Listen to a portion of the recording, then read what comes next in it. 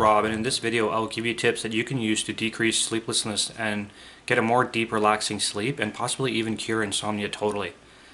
Please watch this video to the end, because by the end of this video I will show you surefire ways to decrease your wakefulness at night and get more sleep so you can be refreshed and alert during the day.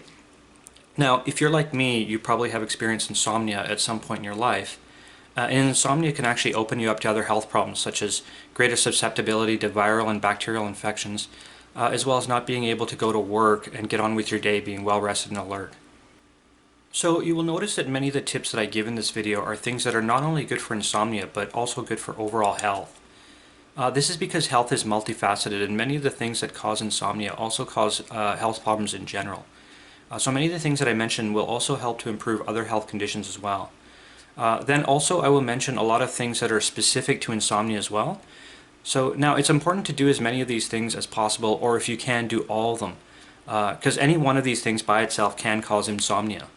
And I'm going to list them in order of importance, so stay tuned to the end of the video, because the ones near the end are the most important to follow. Okay, so with no delay, here they are. So wait until you feel sleepy before you go to bed. Going to bed before you feel sleepy can cause you to stay awake for a long time before you fall asleep. If you follow a regular sleep pattern, your body should start to feel sleepy at roughly the same time every night. So artificial light decreases melatonin production because it tricks your body into thinking it's daytime. So it's good to reduce artificial light late at night.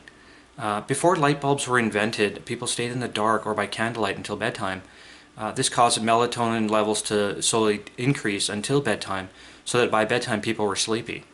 Now with artificial light, this process gets stunted so that falling asleep becomes more difficult to do. Melatonin is a chemical your body produces to make you feel sleepy and to cause you to sleep at night.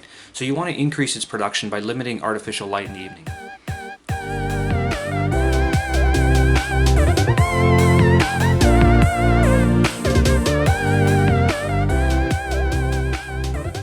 So TV and smartphones have the same effect as artificial light, so it's good to stop watching TV or looking at your smartphone or computer a minimum of half an hour before bedtime. Again, this is artificial light, so which is decreasing your melatonin production, so causing sleeplessness. The longer you go without artificial light before bedtime, the better, but it should be a minimum of at least a half an hour before.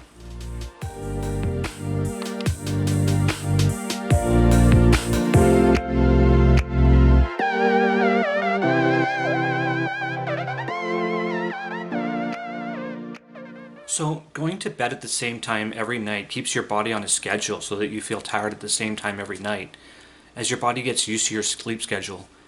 Going to bed at different times throws off your internal clock and can result in insomnia. If you try to sleep at a time your body thinks you're supposed to be awake. So once you are awake, if you don't feel sleepy, get on with your day, don't lie in bed. Once you are awake and you can't sleep any longer, just get up and start doing things. This way you will tire yourself out during the day, so in the evening you will feel tired. Now when you wake up and you don't feel sleepy, don't try to sleep any longer. This will delay when you start to feel sleepy at night and cause insomnia if you try to go to bed before you're sleepy.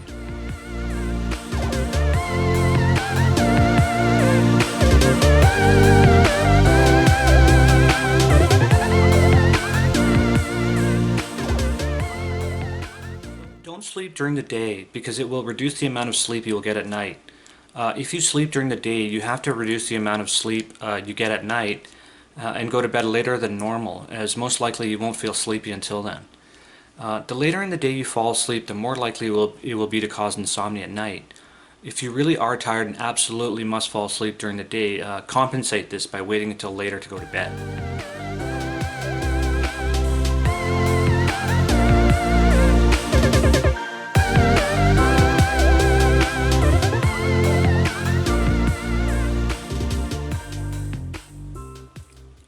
Okay, so use a face mask to decrease the interruption of artificial light. So in olden times, before artificial light, it was extremely dark at night, and there was very little light coming into our eyes in the middle of the night. Nowadays there are all kinds of artificial lights, like street lights, car headlights, neon signs, lit up billboards, etc. And these interfere with our ability to sleep, as the more dark it is, the greater the production of melatonin in our bodies, and hence the better sleep. So by using a face mask, you are taking away all this artificial light that we are all now exposed to, and tricking your body into believing that things are the way they were before the Industrial Revolution, before we had artificial light. And this contributes to more melatonin production and hence better sleep.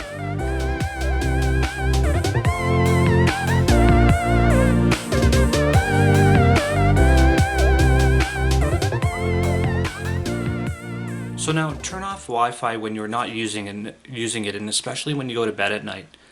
Radiation from Wi-Fi is bad for you generally, but at night it can interfere with your sleep. Wi-Fi emits EMFs, electromagnetic frequencies, which can limit the production of melatonin, which is what causes you to fall asleep. So the earlier you turn it off before going to bed at night, the better.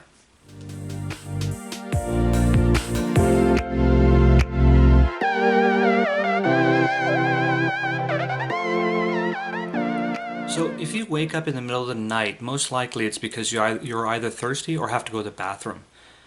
Even if you feel any of these sensations mildly, you should go to the bathroom or drink water, or both, as it will be difficult to fall asleep if you feel any of these sensations even mildly. So definitely, if you feel thirsty or like you have to go to the bathroom, please do so, as you will be able to sleep better once these sensations are satisfied.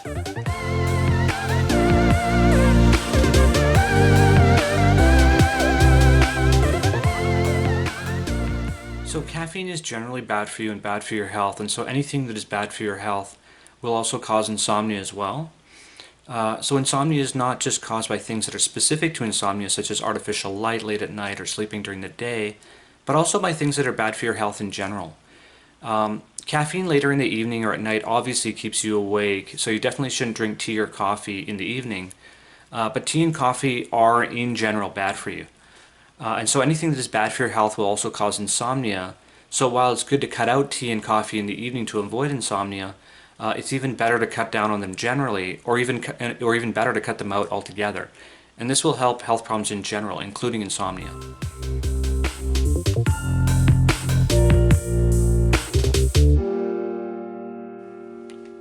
So now this goes for alcohol as well. So alcohol is one of the worst things for you. And just like caffeine, anything bad for your health will cause insomnia as well. Now, alcohol late at night can also keep you up and prevent you from sleeping, so you should definitely avoid drinking late at night.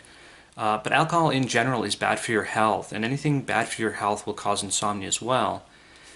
So avoiding alcohol altogether is the best, or avoiding it as much as possible is also good. But if you're unwilling to do that, at least don't drink before bedtime.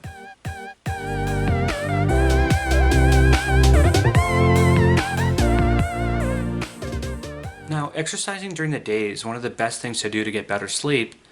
Not only is it great for your health, and anything great for your health will also reduce insomnia, but exercise also tires you out, allowing you to sleep better. So exercising during the day can help you sleep better at night, but don't exercise within a couple of hours before bedtime, because this will actually cause insomnia. Exercising right before bedtime actually causes adrenaline to be produced, and this will keep you up at night. So while exercising does help you sleep better, just avoid doing it late at night.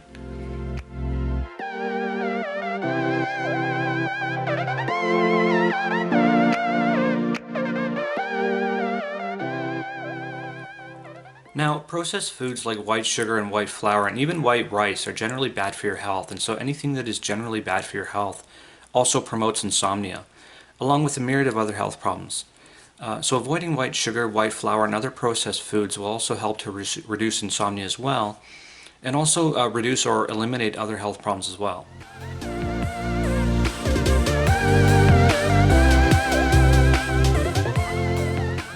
So now, salt directly causes insomnia, and so avoiding salt will cause you to sleep better. Salt also interferes with digestion, so avoiding salt will help you to digest food better as well.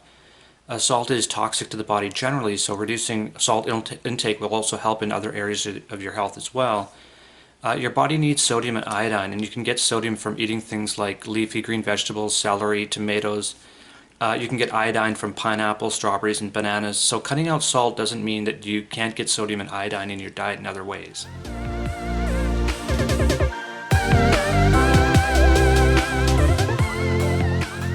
So getting enough sunlight is one of the biggest factors when it comes to sleeping well. Getting sunlight on your skin and in your eyes helps to regulate circadian rhythms, which promote better sleep.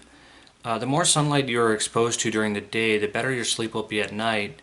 So getting enough sunshine is very important for good sleep. This is even more true if the sunshine is gotten in the morning, as morning sunshine regulates circadian rhythms the most.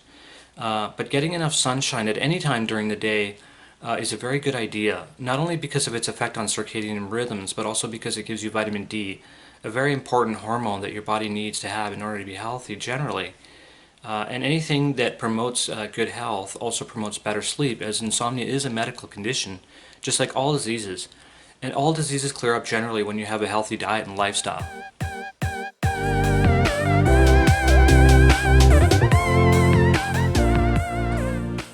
So the most important factor that determines how well you sleep in all health conditions generally is your diet. Your diet is the number one factor, along with how much sunlight you get, that really affects how well you sleep. Now, we've already talked about processed foods, salt, caffeine, and alcohol, but one of the things that most people are unfamiliar with that really affects your sleep is eating cooked versus raw food.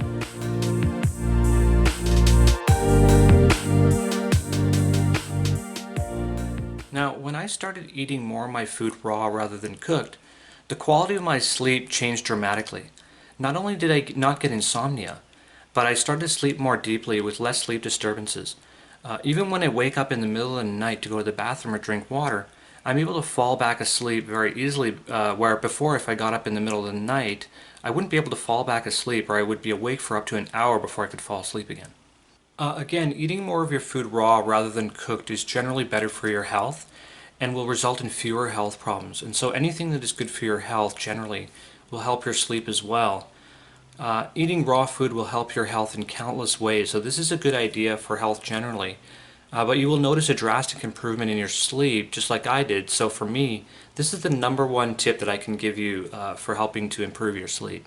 So there it is. These are the best tips for helping you to sleep better. The more of these you follow, the better your sleep will be. And if you follow all of them, your sleep will definitely improve. If you are suffering from insomnia or sleep disturbances, please try to follow as many of these as possible, as I sincerely believe you will benefit. And if you do, I would like to hear from you. Please comment in the comment section below and talk about your experiences with insomnia. And if you've been helped by the tips that I've mentioned, please let me know. I would like to hear from you in the comment section below, and I believe your input is valuable and can shed light on this health problem that affects millions of people. So anyway, these are my insomnia tips. If you like this video, please click like, hit the subscribe button, and ring the notification bell so you can keep up to date with my latest videos and health tips. Okay, bye for now.